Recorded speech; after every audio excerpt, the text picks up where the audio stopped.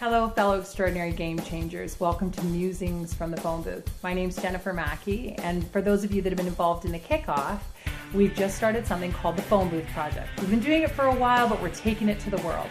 And it's about igniting heroism within the self and fueling and inspiring heroism in the world through not only what we do within ourselves, in our homes, in our communities, but also the mission work that we do in the world. And these missions, should you choose to accept them, are part of that process.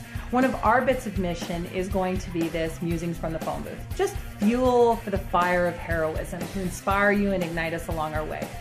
So this morning, I was doing some reflecting on defining moments in my life.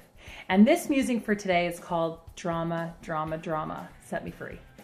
And so about 13 years ago, I was in a difficult relationship. It was a challenging relationship. I don't know if any of you have ever been there, but I'd had a few boyfriends that it wasn't going so well with. Lots of learning, but not a lot of connection, but lots of great opportunity to go within and to find out what I did want.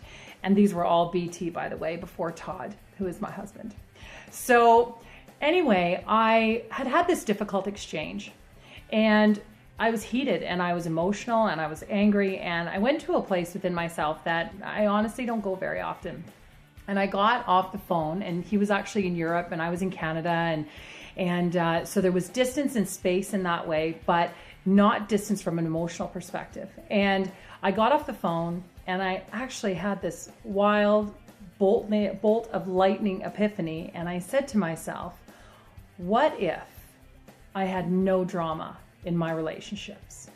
And it kind of struck me that I thought I was a pretty drama-free person, but obviously these emotional exchanges, they weren't serving me. And so, very long story short, 6 months later, after I made this decision and I asked myself this question, I met my husband, Todd.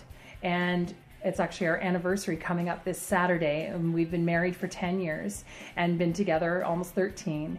And it's been drama-free. And it was a choice, and it began with a choice of something that I wanted more for myself.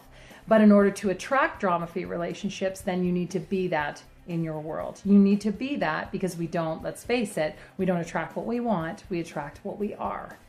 And so what that has to do with today and now in my life is that for a number of years, Todd and I, we still do, in our relationship, live drama-free. But I realized that in having two young boys, 8 and 7, that there's a lot of drama. I don't know if any of you have children or had children or they've grown, but there's a lot of drama when it comes to kids. And the great thing for children is that drama is short-lived. It's high highs and low lows, and they let it go really quickly. That's tougher for us to do as adults. At least I find it difficult. And so I was sitting reflecting today about how to be the best mentor that I can be. And I found lately that I've been riding that like a cork on the top of the sea, the emotional ups and downs of my two young boys as they come to sort out life.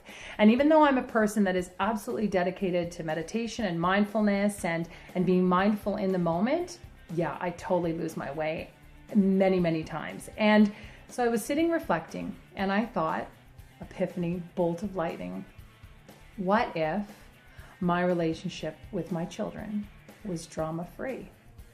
Now, I don't believe that in that second that I had such an epiphany that I have changed and will be forever Zen and fully meditated with them. But what came after that question was, what would it look like to be drama-free in my relationship with my kids? And even if you don't have children or your children are grown, we have to ask ourselves, what would my life look like drama-free? What would that mean? Well, what came next was, it would mean that I would have to flow. It would mean that I would have to flow through life's ups and downs. It would mean that I would have to trust. That I would have to trust that whatever I'm going through right now is what I need to go through in order to learn what I need to learn to grow to the next best level of me. Now this we know, and we do apply a lot of this in our lives, but just imagine what it would mean to be like that in your life now. Whatever life situations, wherever you're at, however you feel about you, however you feel about the people around you, what if you didn't have to ride that roller coaster ride? What if you did not have to be the cork bobbing along the sea, but that you could ride below the surface in a place where it's calm? And so as I say, we're not going to change overnight, and we may not be there all the time. We can't be centered all the time. We're human. But to recognize that and ask yourself what your life would look like drama-free is a really important question for us to pose. And I realized that I would have to trust, I would have to flow, I would have to not become emotionally engaged in what was going on in the moment, but to step back and to be an observer. And I will say that this is coming to you after a day of reflecting on this question and practically applying the epiphany in the moments and the ideas that came from that. And it's been an awesome day. And it was a choice. And it began with a question. And sometimes that's all we need when we step into that phone booth and we ask ourselves how we can be more heroic in our lives for ourselves and for others.